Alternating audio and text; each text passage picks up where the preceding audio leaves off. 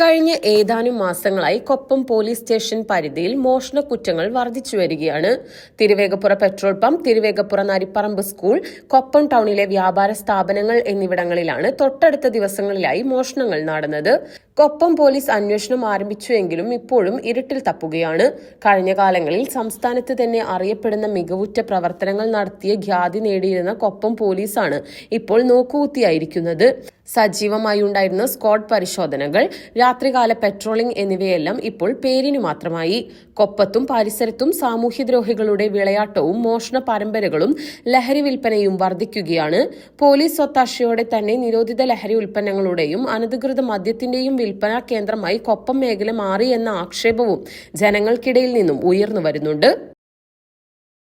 Electrical, plumbing, sanitary, home appliances, lighting എന്നിവയ്ക്കെല്ലാം attractive EMI ഓഫറിൽ 0% ഇൻട്രസ്റ്റോടുകൂടി നിങ്ങൾക്ക് ലഭിക്കുന്നതാണ്. ഇനി നിങ്ങളും എന്നെ പോലെ മേൽക്കോയിൽ വിസിറ്റ് നിങ്ങളുടെ ഡ്രീം ഹോം റിയാലിറ്റിയാക്കൂ.